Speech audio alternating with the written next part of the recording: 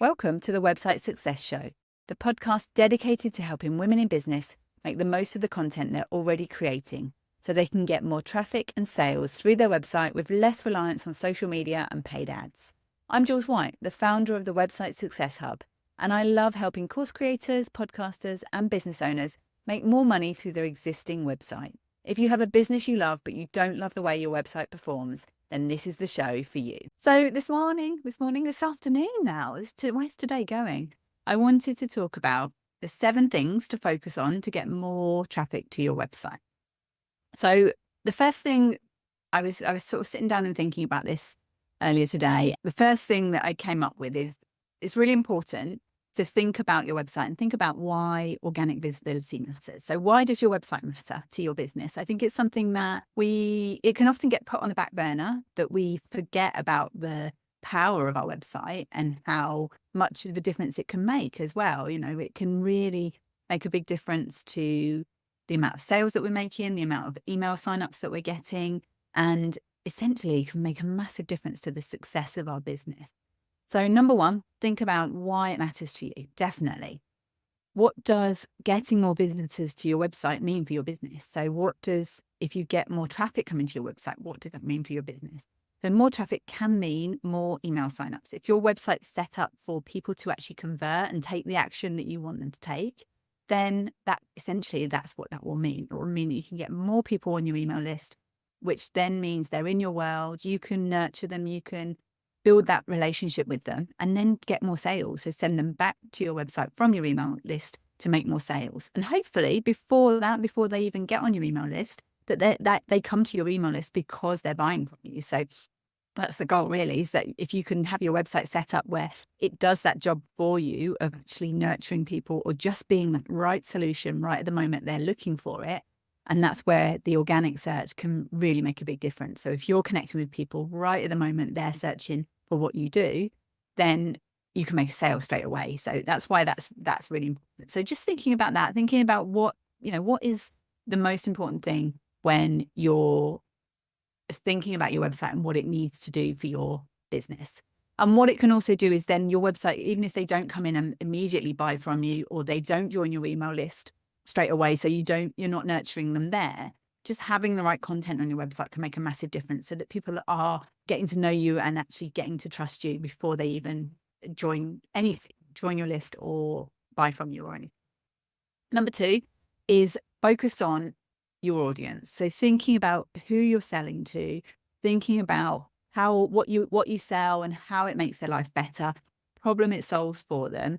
And that is a key thing to think about before you think about anything else around creating content for anywhere, whether that's content for your website or content for social media or anywhere else. If you can think about that person and think about creating your content from that point of view, then that makes a massive difference as well. So think about when somebody is typing something into Google or any kind of search engine or AI or anywhere, whenever somebody is typing something in when they're looking for a solution to their problem, then what is the intent of that? So what are they actually looking for? And how can you align that page that they come into on your site? How can you align that with your content? And whenever you're creating content, always think about the user first. So thinking about what kind of content are they looking for? What solution are they looking for? And how can the content that you're creating help them with that? So that doesn't necessarily mean just creating like delivering information or creating content for free. It can also mean that the content you're creating is solving their problem, and how can what is on the page help them along that journey of understanding that what you're selling. If they're coming into a sales page, how can they understand that what you're selling on that sales page is going to make their life better? So how can you help them along that buyer's journey of understanding how your solution solves their problem and is the best solution for them? Because what you're selling, you believe in that what you're selling is going to help people. So how can you help them to get to that decision as well? And whether that is knowing they already know that they've got a problem, so they are looking for a solution to buy right at this moment, which ideally that's the kind of keywords we want to go after if we are thinking about people coming into our website through search. that they're great keywords to go after. The ones where people are already know they need a solution to their problem. They know that your solution is the kind of thing they're looking for. That's where we can optimize our sales pages around that. But also for the people that don't know that yet. So what content can you create for those different stages of that buyer journey that can help to lead them along that journey and help you then be their trusted guide to help them along the way, so that they understand they have this problem, they need a solution, and your product or your service or whatever you're offering will help. So definitely think about that first before you start thinking anything further around content creation or optimizing for SEO. Number 3 is aligning the content you're creating with what people are looking for. And this is the key. Well, the big thing around SEO is, for me anyway, you're already creating content. How can you make the most of it? So we're out there creating all this valuable stuff, often for social media, that then just disappears into the ether, or creating stuff for our podcasts and then not bringing it back to our own website and our own domain, and aligning that with what people are actually searching for. So we can end up talking about the same things, and we should be talking about the same things over and over again. But if we can then work out, okay, what's the most important topics around that, and align our content to how people are actually searching, then that is so valuable in our business. And the way that we do that, the way that we align our content with what people are actually searching for, is through doing some keyword research. And don't run away. It doesn't have to be this big thing, and it doesn't have to be a big monster, but even just some basic keyword research can help us whenever we're creating any content. And this isn't just about our website. This isn't just about SEO. Doing keyword research can help with our whole business. So we can think of this, if you don't like the term keyword research, think of it as market research. So it can really help us to understand what people are looking for, the demand for what we're selling. And even if you start out and it makes you think, okay, people aren't looking for this, then it can give us that shift. So it can either give us a big lift. I had this yesterday where I was looking at some keywords around SEO. And there's been a massive increase from this time last year, a massive increase on the amount of people that are searching for SEO for website optimization, or SEO optimization for websites, I think it was. And this time last year, it was like 3,000 people a month searching for that. Last month, it was 18,000 people. And there's a massive difference. When I get a lot of industry stuff saying there's less demand, or that things are changing, or SEO dead, and all this kind of thing, it does chip away at you there when you hear this kind of stuff. And then you look at the facts of actually, no, more and more people want some help with the SEO at the moment, and want to use SEO as a way to make the most of all of this content that we're creating. We're all creating this content for social media and other places, and the reach of it and the results from it just aren't what we want them to be. So people are looking for it. And it gives you a lift. Suddenly you can see this little nugget of something that you can start using within your business. Not that I'm going to be using SEO optimization as trying to rank for that, because my small business is not going to show up on the front page of Google or the first page of Google or wherever for that term. But it does mean that there's opportunity there. So it can be that as I say, the keyword research can give you a lift, or it can just give you a little nudge in a different direction. And that might only be a different direction around the language you're using, around what your customers are looking for. Or it could be that you find an emerging trend that you can then get ahead of the curve with that and create some content around this emerging search term or search trend. And that can be really valuable in your business. And as I say, it can just be that little course correction that it gives you, just from understanding what people are searching for, the volume of people that are searching for it, and what the nuances around that are as well, really. And you can work it out in your customer's language as well. So that's how it can be really helpful if you're looking at the search engine. So if you just literally start off with some research of typing some terms into Google and see what comes up in the people also ask section, see what comes up in the suggestions. So as we start typing, we can see what Google is already associating with those terms, and what the potential is there for other topics around our main topic there, really.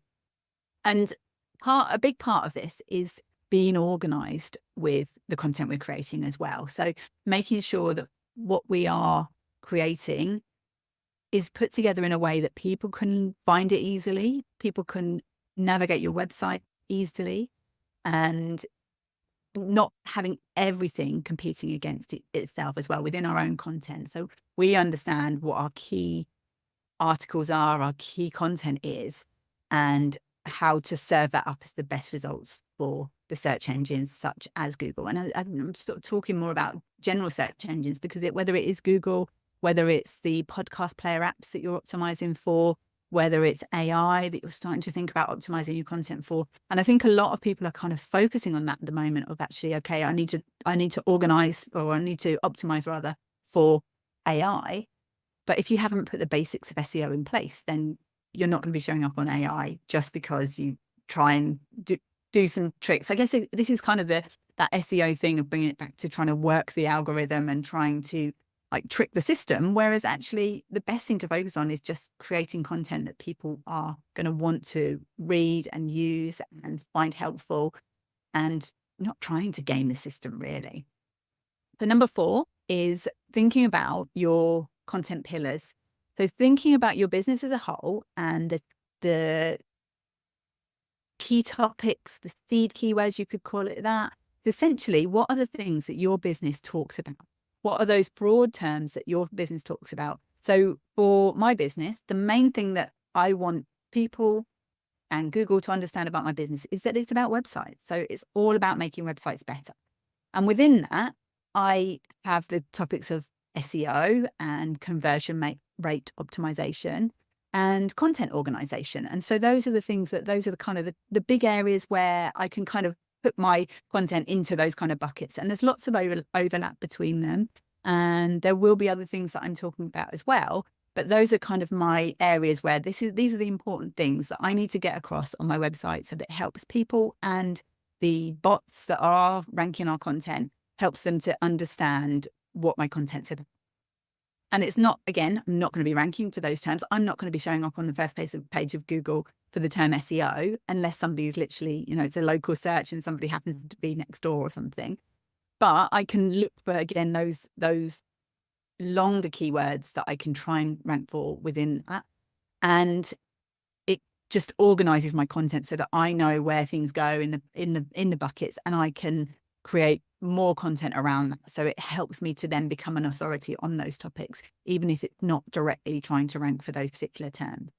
But what it means that I can then do is create cornerstone content around that. So that's where I create some key articles around those main topics. And this is what you can do in your own business, obviously, is create some key articles around those cornerstone topics that everything else that you create then links back to and links out from as well. So those become almost like the cities within if you think of your content as a map, those are the cities, and there's lots of towns that then link in and out from there.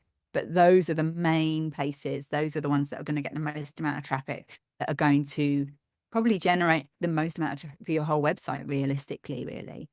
So you can use this content plan as well. If you're creating a content plan, so you're starting to think about these topics, starting to think about the subtopics within that you need to create this plan.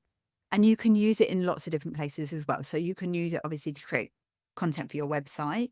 You can use it to create content for your landing pages as well. And if you missed last week's episode about what the difference is between websites and landing pages, then go and check that out. Essentially, what I was saying was not really a different. They're all web pages, basically. So whether you call it a landing page, sales page, website, whatever you call it, they're all just landing pages. So you can use it around that, use your content plan so that everything you're creating for your website is planned and is strategized, and you know why you're doing it, essentially.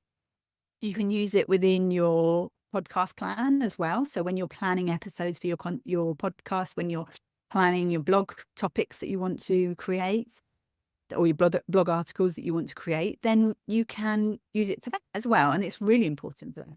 And then also you can use it for your social media as well. So if you're using social media, making the most of it and having that as part of that main content plan, that you are creating content specifically with that plan in mind. And then you know where your social media content is bringing people back to your website.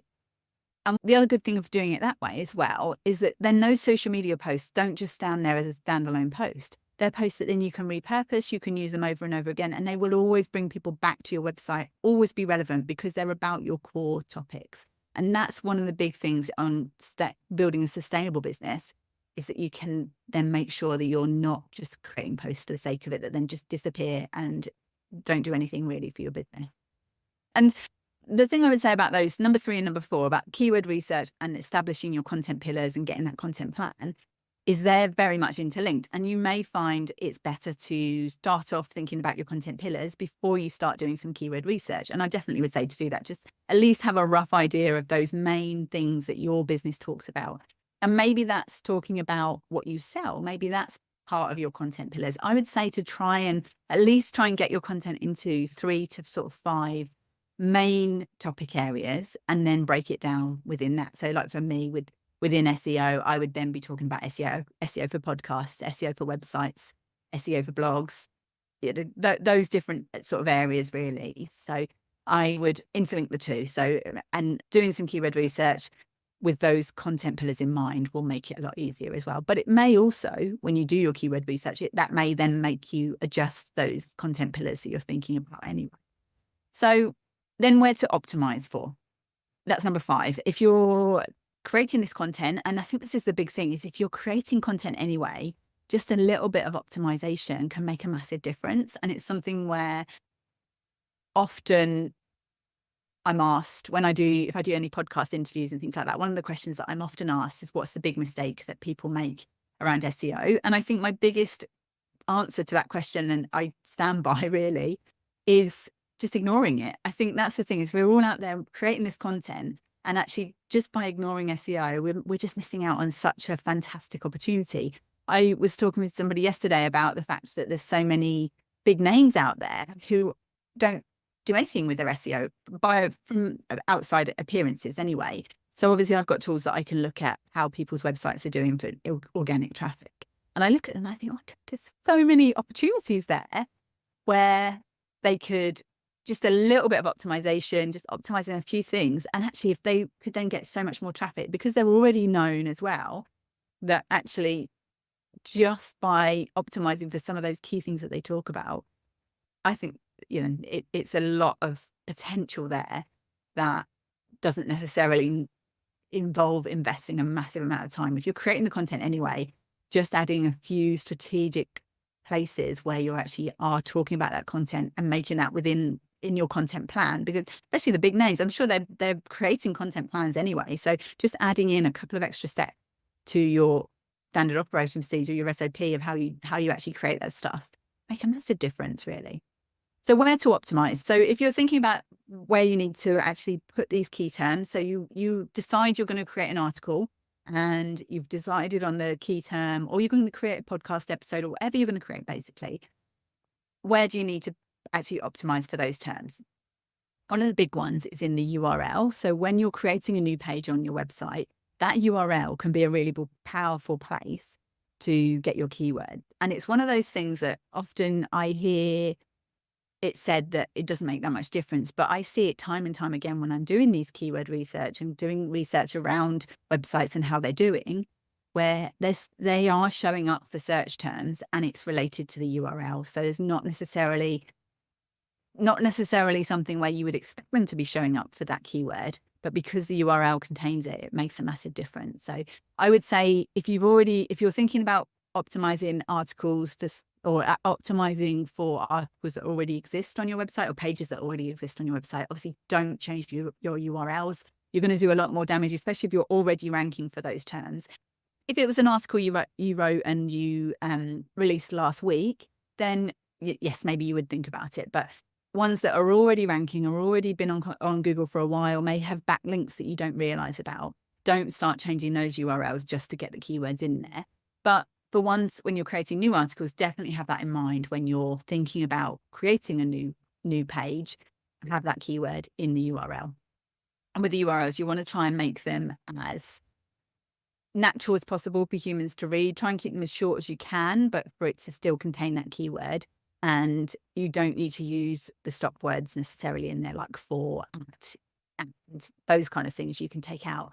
But that makes a big difference. And when you're creating that, use dashes between the words as well. So if it was an SEO tip for podcasters and I was creating a page around that, it would be SEO tip podcasters I would use.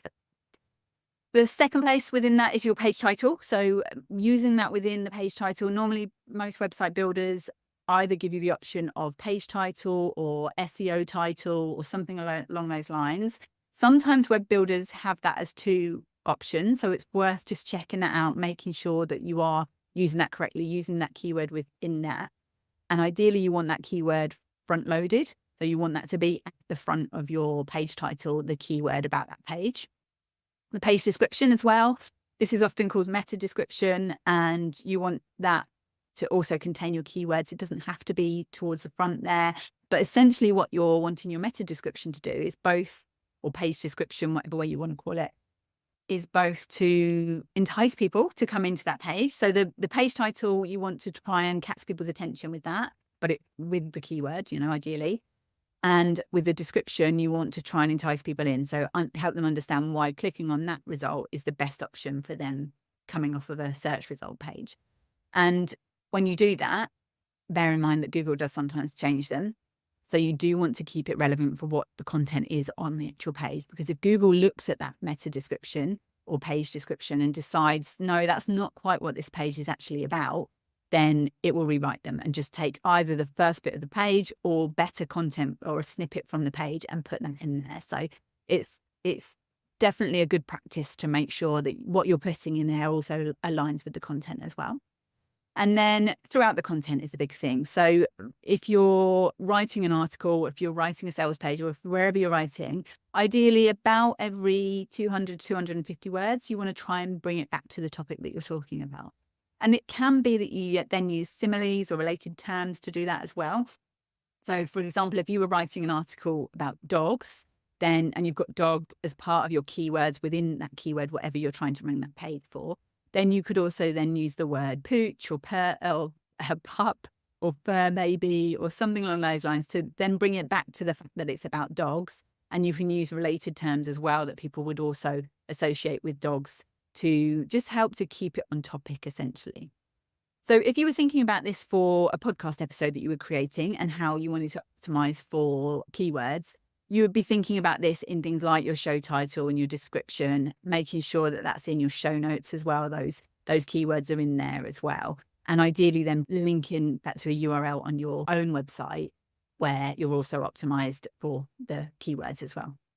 Number 6, we're nearly there, is build your authority and expertise. So it's really important if we're trying to show up as the most relevant and the best, essentially the best article about what people are actually searching for, then we need to build our authority in the search engine's eyes. And especially as more AI search engines are coming out, even as Google is relying more on AI search generated content, then it's really important that it understands why we're trustworthy. It's a big part of Google's ranking algorithm that we are trustworthy and we have expertise, we're an authority on the topic. So this can be really helpful if you're then talking about why you're the expert. And it doesn't have to be that you're talking about your qualifications or your years and years of experience and everything. Think about what your audience needs to understand about why you're the expert on a topic. And I've definitely had to kind of battle my own imposter syndrome around this because, especially with SEO, it's ever changing. There's always new things to learn, especially at the moment. It's tech, so it can feel complicated. It can feel overwhelming. And because of that, you do end up sort of feeling like you don't quite know enough. And so we can end up not shouting about the things that we do know, or not realizing that value of being at the point that you are at in your own business. But one of the things that's helped me with that is I've been on a few panels where I've heard people or heard SEO experts have been SEO experts for a long time. And I've heard those people trying to explain SEO. The host will maybe ask, well, to explain the basics of SEO. And they'll explain it in a way that, to me, feels really overcomplicated, sometimes a bit out of date, overly technical. And I have felt like, I could have explained that better. The question was, how, for a beginner, what does SEO, what is SEO about? How does it work? And I felt like, I could have explained that better, because I'm not 20 years down the line. I can understand the struggles. I can understand that, how to explain things in simple ways, really. So thinking about how do you, being in your position, how does that help your audience, and how can you share your authority? So think about ways as well you can inspire your audience. So part of actually being that expertise is how you can be that inspiration for your audience as well. So talking about the struggles that you've had can be helpful. Talking about the great feedback that you've had from clients as well. So if people are finding your content helpful and you're getting great reviews, making sure that you are sharing that in different places. So especially on your website, and especially sharing that in a way that's a text format. So there's sometimes I see it a lot on websites actually, where people are sharing images of their reviews, but then don't actually have that in a written form. And so that's something that the search engines can't necessarily read, and they are getting cleverer, but let's make it as easy as possible for Google to understand those key reviews. So if you get reviews that really demonstrate your authority on a topic, making sure, even if you just made sure that those ones were in a written format, then that can make a big difference as well. Also, you can use things like as seen in, as featured on, any awards that you've had, anything that actually does help you to show you as an authority within your industry. And that's not necessarily, you can add your qualifications in, but think about what do people care about? And people care about those kind of things. That social proof is what people care about here.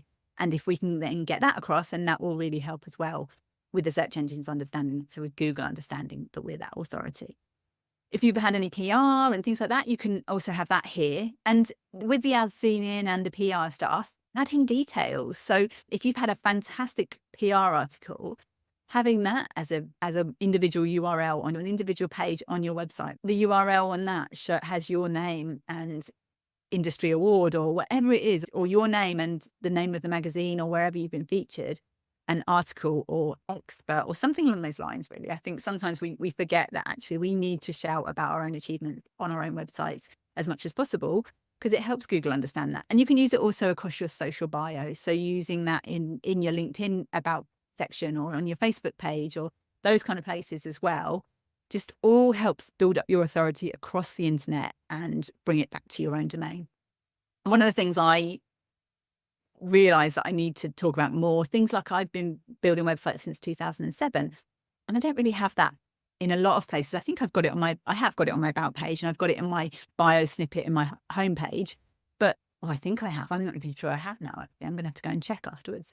But things like that, my background obviously is in beauty and holistic therapy, but I always have done marketing as well.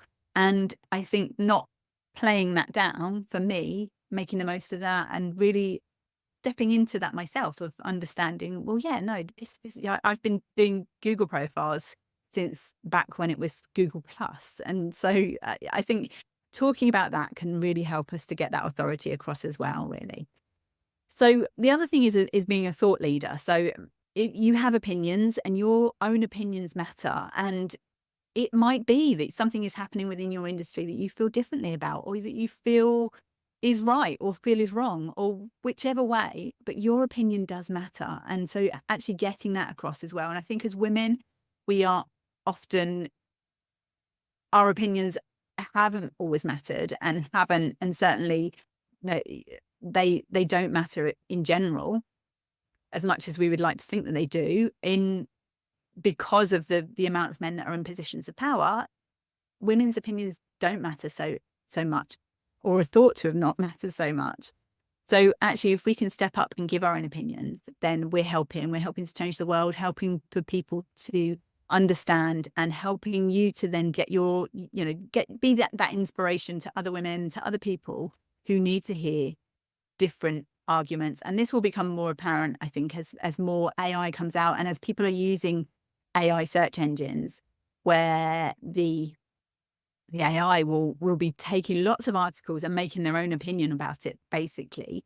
So I think it's really important that we make sure that our opinions do come across as well. And that's why that can also help grow our authority of being that thought leader within our own space, really. And then finally, number 7, how can we bring this back to your own domain? And this is really important. So making sure that everything that we're creating, we create content with our own domain in mind first. So thinking about, okay, what can I create for my own website from this piece of content that I'm creating? And ideally, you're thinking about that content, you're planning it, you're creating that content, and then you're using that to maximum effect elsewhere. So if you're creating a podcast, you're thinking about, okay, what's the URL that's going to be on my website from this particular episode? How does that tie in with my content pillars? How does it then allow me to build that trust and authority? What query am I solving by creating this content? And make sure that you're sort of planning how you can bring that back to your own website. And then you can circle between your email list, which is how you can then reach out to people. That is your database. That's your gold in your website, or in your business rather, your email list. You can then reach out to people and sell through your email list. But essentially then your email list is going to circle back round to your website. And that's how your customers can not only find you and join you, but they can make that purchase as well. So if your website is then set up for optimized for conversions, then that's where you make those sales. So thinking about that, just thinking about how can I then raise my own authority with my own domain, which is the content that I own, and no algorithm can take that away from me. How can you bring everything that you do back to your own website and your own email list? So hopefully that's been helpful. I just wanted to really identify some of the key places to focus on first. It feels like there's quite a bit there, but it's a lot to digest. But it doesn't have to be a big monster. So SEO and getting more traffic to your website doesn't have to be such a big monster. And especially if you're already creating content, you're doing the hard part. Creating content is really tough. But if you can create it with the long term in mind, as well as hopefully those short term wins, and I think this all will help in terms of long term and short term. If you're creating any kind of content with a plan in mind, the chances are you're going to get better results from them, because you're just having that strategy and that plan around it, really. And then just that little extra step to optimize it, to make sure you give yourself the best chance of showing up in the search results for that. And wherever that search result might be, then I think, hopefully that's helpful in terms of just thinking about things slightly differently and thinking about how you can make the most of what you're creating. So if you want some help with sort of getting started with organic visibility, then head to my website. I've got a free SEO getting started checklist there. If you haven't got that already, it's just literally checklist to some of the things to consider when you're first getting started with this, or even if you're not, and you just want a reality check of, okay, I'm creating content. Am I doing as much as I can to get the most out of that? So if you want to have a look at that, then head to my website and you can get that free checklist. And I will see you soon. Bye.